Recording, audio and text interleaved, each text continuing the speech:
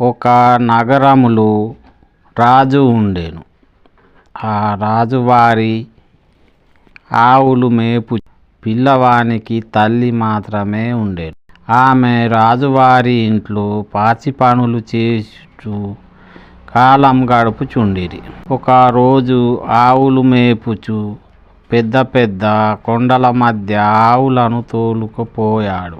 ఒక కొండలోయలో బాగా నీళ్లు కూడా ఉండెను.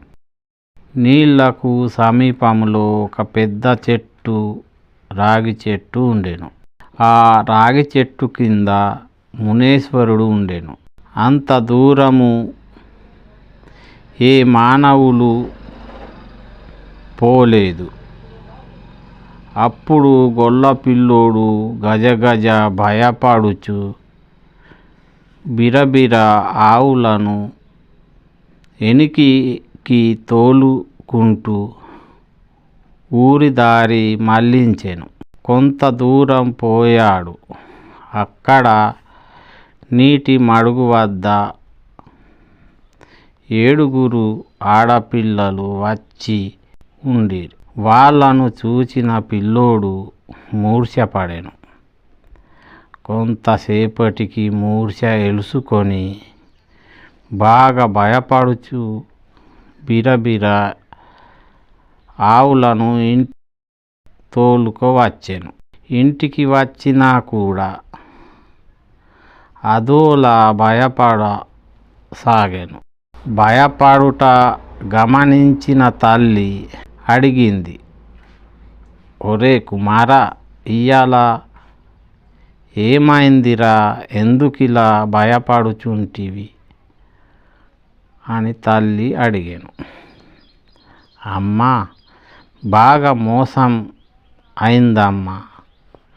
ఆవులు మేపుచు బాగా దూరం కొండలోయలో పోయాను. ఇలా జరిగిందమ్మా అని చెప్పాను. కుమార, తల్లి ఎన్ను తట్టి బుజ్జగించి చూచుకుంటూ పోవాలి కదా నాన్న అని ఓదార్చెను. పిల్లవాడు కూడా మామూలి వాడ ఆయను. తల్లి కొడుకులు అన్నము తినిరి. అమ్మా, నేను తల్లి ఏమిటి కొడుక అనెను. నాకు మాత్రం కొండ లోయలో చూచిన అమ్మాయిలో ఒకటి కావాలి అని మంకుపట్టు పట్టెను ఆ గొల్ల పిల్లవాడు. తల్లి ఎంత చెప్పినా ఆ పిల్లవాడు ఆ పిల్ల లేనిచో చనిపోతాను అన్నాడు. తల్లి ఆలోచించి, ఒరే నానా, అక్కడ మునీశ్వరుడు ఉన్నాడు కదా, ఆయన దగ్గర పోయి ఒకరోజు ఉండవలెను. అక్కడ వంట చేయవలెను.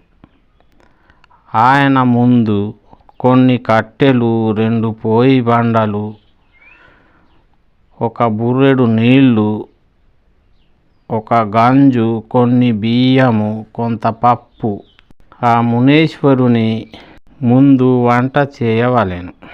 ఎలాగంటే 2 పోయి బండలు 2 దిక్కుల, నీ మోకాలు ఒక దిక్కుగా ఉంచి పోయి వెలిగించవలెను. కొంచెం బియ్యం, కొంచెం పప్పు గంజులో పోసి, నీళ్లు పోసి, బియ్యం పప్పు కడిగి 2 రాళ్ళు అని నీ మోకాలు ఉన్న పోయి వెలిగించు. నీ మోకాలికి దగడు రాగానే తీసుకో. నీ కాలు గంజు బోర్ల పడుతుంది. మళ్ళీ అయ్యో బోర్ల పడింది అని ఎత్తి మరలా గంజులో కడిగి మళ్ళా పోయి వెలిగించు. మళ్ళీ మోకాలుకు సెక రాగానే గుంజుకో, మళ్ళా బోర్ల పడుతుంది.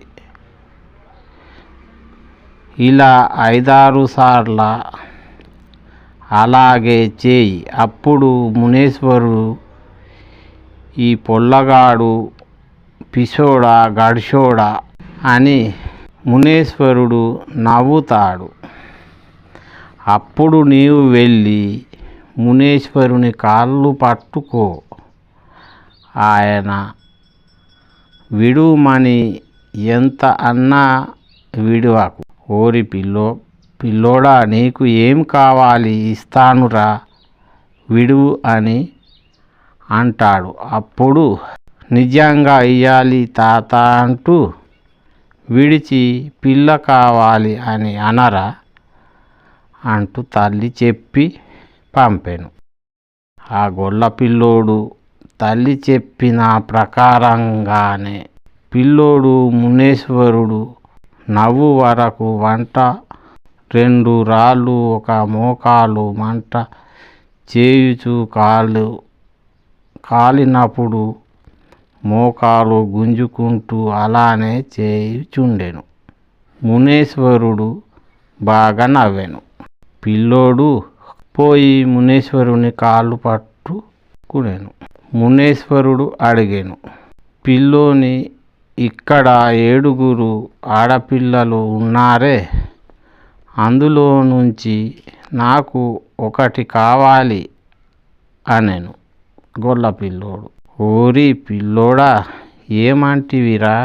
అవును తాత, నాకు మాత్రం పిల్ల కావాలి అనగానే ఎంత పని చేసితివిరా అంటూ సరే కాని చూద్దాం అనెను. ఆ పిల్లోడు ఆ రోజు అక్కడనే పండుకునేను. ఒరే పిల్లోడా, ఇప్పుడు దేవకనికెలు త్రాణానికి వస్తున్నారు. ఈ మడుగులో బండ మీద బట్టలు ఉంచి త్రాణాలు చేస్తారు. అందరి బట్టలు వాళ్ళ కంట పడకుండా వాళ్ళ బట్టలు పట్టుకొని వచ్చి నా వెనకాల కూర్చో అని చెప్పాను మునేశ్వరుడు. ఒకవేళ వాళ్ళ కంటపడినా కానీ వాళ్ళు మీద పడ్డట్టుగా వస్తారు, వెనుదిరిగి చూడవద్దు, చూచినచో బండైపోతావు అని పిల్లవానికి చెప్పి పంపెను. ఆ పిల్లోడు పోయి బట్టలు తీసుకొని వస్తుండగా దేవకనికెలు బాగా మొత్తుకుంటూ అరుస్తూ మీద పడ్డట్టే వచ్చారు. పిల్లోని ధైర్యము చాలక వెనుదిరిగి చూసెను. అప్పుడే బండ అయిపోయాను. మునీశ్వరుడు పిల్లోడు ఎంతకు రానందున వీడు భయపడి వెనుదిరిగి చూశాడు కావచ్చు అని పోయి చూడగా పిల్లోడు బండ అయిపోయాడు. అరే పొల్లడు బండైపోయాడని చూసి మునేశ్వరుని దివ్యశక్తితో పొల్లాన్ని లేపెను. మరునాడు కూడా అలాగే పంపాను. అలాగే బండైపోయాను. మళ్ళా దివ్య దృష్టితో లేపుకోవచ్చి ఇలా చెప్పాను, ఈ 2 సార్లు లేచావు, ఇక మాత్రం బండైపోతే మనిషివి కావు అని బెదిరించి చెప్పాను పంపాను. అప్పుడు వాళ్ళ బట్టలు పట్టుకొని ఎంత మొత్తుకున్నా వినకుండా మునేశ్వరుని వెనుకాల దాక్కొనెను. అప్పుడు ఆ దేవకనికెలు మందిరం పక్కకు వచ్చి, తాత ఎవరో మీ మందిరంలో వచ్చాడు, ఆయనను మాకియ్యవా అని ఆయన మా దుస్తులు పట్టుకువచ్చాడు, మేము దుస్తులు లేకుండా ఎలాగా ఇంటికి పోవడం అని మునేశ్వరుని బ్రతిమాల సాగారు. సరే, మీ దుస్తులు మీకు ఇప్పిస్తా, మీరు మీ చెల్లెను ఇస్తారా? ఎలా తాత, మేము 7 అక్క చెల్లెళ్ళము, ఒకరినొకరు విడిచి